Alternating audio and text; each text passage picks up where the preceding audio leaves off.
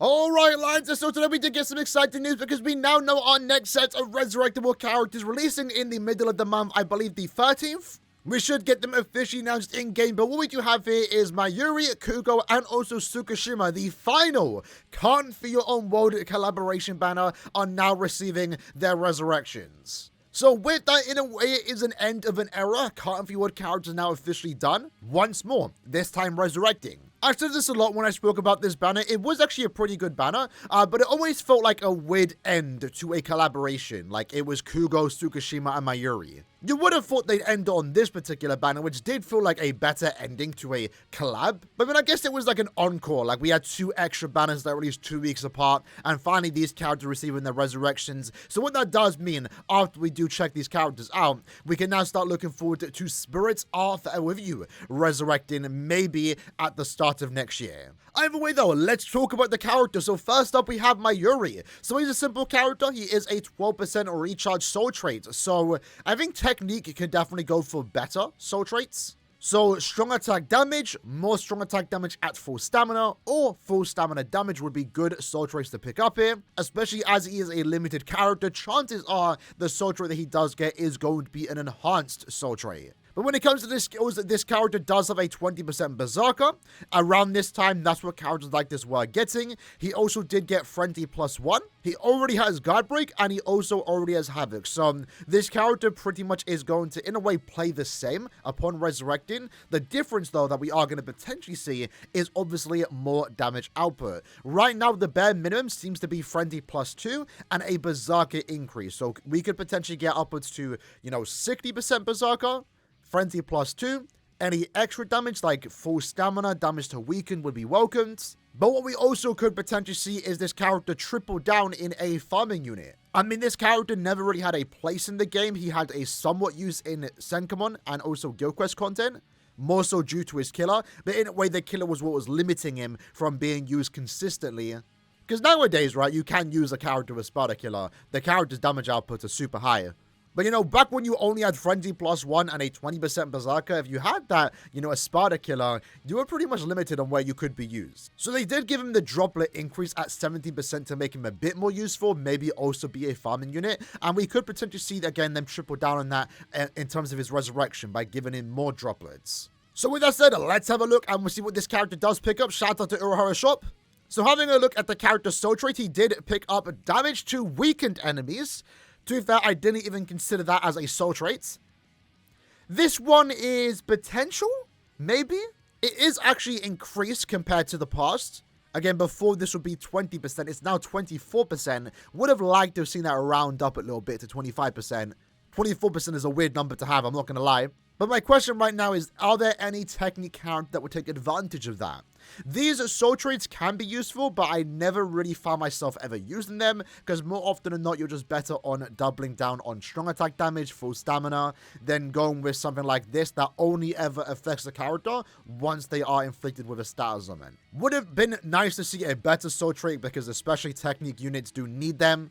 I mean, I'm fine with my soul traits, but more options is never a bad thing. And Mayuri could have been that. So not a great start to the soul trait section. When it comes to the innate skills, he has Weaken, Sprinter +1, and Havoc. So some of the skills did get moved up. And then what we can see in terms of the skills, he does have Frenzy +2. He has a 50% spiritual pressure boost with an increased 1000 chance against Orankars. The speed drop rate went up by 30%. And he also picked up a 20% Berserker. That is a very good once more upgrade, maybe one of the better resurrections we've seen today. That is absolutely insane. It's still one of those ones where I'm not sure I'm still going to use him hypothetically in Guild Quest, especially with all the HP buffing that we have been seeing. But, there's potential with this character. If you are a Mayuri fan and you want to use another Mayuri, I mean, Frenzy 2, 40% Berserker, Havoc, and the SP boost, with the increased 1000 chance, that's essentially like a last year character. A character that released at the start of the year, maybe.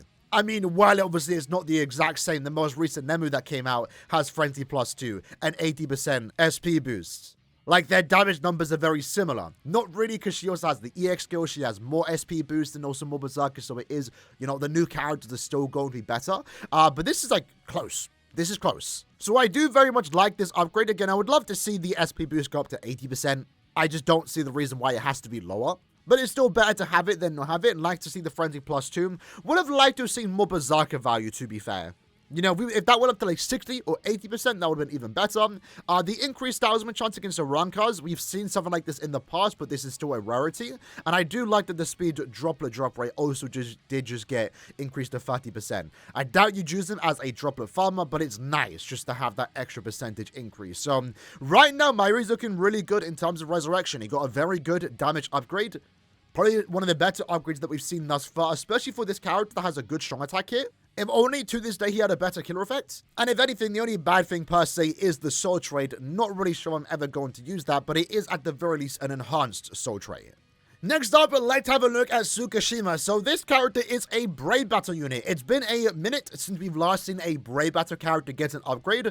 But like we just saw with Mayuri, characters have been getting very good upgrades. So I'm very curious to see right now with this character how he might play out in terms of being a Brave Battle unit. Because it's rare for us to see a Brave Battle character get upgraded and actually be useful in Brave Battles, at least for multiple months. We've seen some characters come back briefly, but never really stay relevant for a super long time, especially with the, you know, ever-evolving meta in Brave Battles. But even then, to be fair, with his range type and the fact he is a boosting unit, with also a potential good killer effect, even picking up Flurry +2 and just more damage could make him useful in Guild Quest content. But with that said, first up, in terms of a soul trait, would love to see normal attack damage. That's pretty much the only good soul trait he can pick up as a Brave Battle damage taken unit. There's no other good combination. We've seen in the past some characters get recharge and DR. That just never works. It's a waste. No attack damage is all we really want to see here. In terms of skills, I would like to see Bruiser somehow come onto this character's kit. I mean, Sprinter +1 could probably get moved up into the innate skills section, and then they can give him like 50%. Oh no, he already has Bruiser. So let's take that up to like 60%, give him Flurry +2. And then if they do want him to actually be a good Brave Battle unit, I guess just Brave Battle skills. I'm really not sure what they could give him. Persistence would be funny. I doubt they do that. Maybe ignore invincibility. Maybe give him dodge and make him a stall unit for some type of character. There's a few routes they could go down with this character. Are they going to take any Brave Battle route? Let's find out. So scrolling down, first up, looking at the soul trait, he does pick up normal attack damage at 18%. That is actually 2% higher compared to a normal DR and normal attack damage soul trait, so it's an enhanced one. Pretty good combination to have. Of course, that's also better for himself. When it comes to the innate skills, he has long reach, freeze duration, and weaken duration. So he was already immune to weakening. I guess the freeze duration is for his Guild Quest phase as a melee, what's it called? Stamina killer, right? Melee stamina killer. So that's in the same Guild Quest phase as, I'm forgetting right now. I want to say Banka Rukia, but I think she's squad 0. Right, so melee stamina is owned by Rukia. Well, I guess to be fair, I mean, we have Master Masculine, so we already have a team booster covered for that Guild Quest phase. So it's not like Tsukishima here, depending on what he does get, is going to have such a big impact, but maybe we'll see. So looking at the character's damage output, what we do have here is Flurry +2. Love to see that. His normal attack damage does go up to 60%. Remember, with the soul trait, it's basically 80% if we round it up. Long reach is really good on a character like this. I'm kind of forgetting right now if we already had it. But what we are seeing here is that he does have Brave Battle invincibility. He always had that. But now he ignores invincibility. And he also does prevent last-ditch survival. That's a pretty cool upgrade. But again, right now with the skills characters getting Brave Battles, even though this isn't a bad upgrade by any means, you know, he can't deal with the persistence. With Uryu, his boost effect is pretty much useless. So I'm not sure even with these skills, are you going to use him in Brave Battles? Unless you have been. If you've already been using him in Brave Battles as like a stall unit by, you know, maybe because he's old, you have him max transcended, you built in full defense. And due to his affiliation being no affiliation, most people don't have killer against him. Maybe you are currently using him. If you are, he's gotten better. If you aren't, you're probably not going to end up using him for the sake of, you know, Brave Battle content. But he has gotten better. The main thing though is his damage output is a lot higher now. Flurry +2. 80% Bruiser. You can definitely now take him into Senkemon content, and that's quite noteworthy because, again, he is a no affiliation.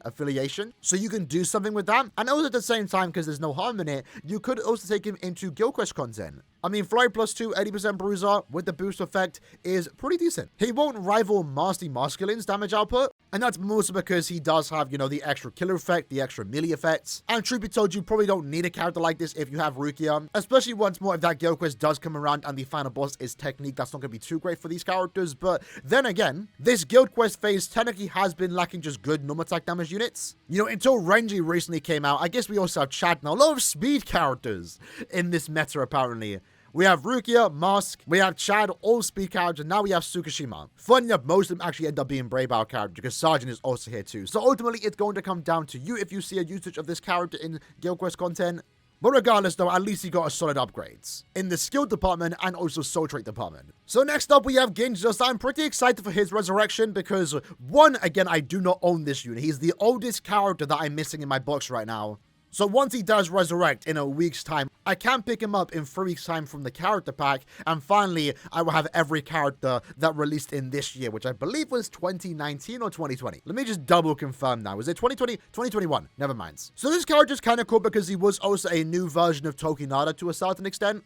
You know, this was still new at the time. He was a ranged, normal attack damage character with guard break. Overall, just because of that, was a good unit. But what I always loved about his character, which we don't see all too often, is that he does actually have follow-up as a skill. And again, this means that when the enemies get knocked onto the ground, you can hit them with their normal attack, saving you. Even if a few seconds, it does add up. And it's a nice quality of life skill that I would love for every normal attack damage character to have. Since we just had Tsukishima's resurrection, though, I would expect the following treatment, right? Flurry +2, High Bruiser. Anything else would be great to see. You know, more damage at full stamina, more damage to enemies not afflicted by an element would be great to see, and maybe even long reach, so he has more range on his no attacks would be nice. He also does have no innate skills, so we're definitely going to pick up, I believe, fire resistance because he is a ranged Aranka. And to be fair, in his case, for the sake of Guild Quest, right, the ranged Aranka Guild Quest phase does have access to Jushiro. So the final boss next time that phase comes around should be Technique. In that case, you can actually use Ginjo and potentially, you know, get actually a good score. I mean, Jushiro will do a lot of the carrying, but he should be a good normal attack damage character. When it comes to the soul trait, though, I would just like to see more damage, more full stamina, normal attack damage at full stamina. I guess damage reduction would be okay. Again, I don't normally like DR when paired with normal attack damage, if normal attack damage is the base soul trait, because you're going to get less DR, like 16%, 14% maybe, I kind of forgot. Just more damage would be great to see with Kugo, because that's what he needs. Alright then, so scrolling down, first up, having a look at his soul trait. He has a normal attack damage soul trait at 25% and is now picking up 20% more damage, normal attack damage, at full stamina. That's a very, very powerful soul trait. 45% normal attack damage for any power character. Can definitely always see a use for that. That's actually really good. In terms of the innate skills, he does pick up fire duration, expected. He does get the long reach. That's really good for a ranged character. And he also does decrease the damage he takes from Aranka characters. I guess that's nice. And then in terms of the skills, we do actually pick up the Flurry +2. Very good to see that. His normal attack damage is actually significantly higher than I expected at 70%. Remember, with the 20% here, we basically have 90%. But then he's also picking up an additional normal attack damage buff for your entire team. That's actually really cool. Remember, this Guild Quest phase does have access to Robert as the, you know, team booster. And in a way, this character is now making Robert better. I can't remember if the weakened defense is new. Not really helpful because you're going to be autoing with this character. But he also does pick up start barrier, which is higher than usual at 8. Normally, I believe it's 5, so I guess that's nice to see. But this is kind of like, it's nice. It's nice. But with Jushiro, you're constantly paralyzing, so you're not really going to notice it. But maybe if you aren't using Jushiro, a character like Ginjo right now wouldn't be too bad. Because once more, like I said, the arranged Aranka Guild Quest just does need more options as a whole. Right now, in terms of leads, you pretty much only have Jushiro and also Bambietta. But Bambietta was one of the worst released characters last year. And if you were using Bambietta during the recent Guild Quest phase, you were able to beat it if you relied on Robert. But Robert can only do so much. So right now, if you are hypothetically using Bambietta, Robert, and also this now resurrected Ginjo, you might be able to beat it. So that's pretty much the new Comfy World Resurrection banner in a nutshell. Looks overall solid. I think all 3 characters got good upgrades here.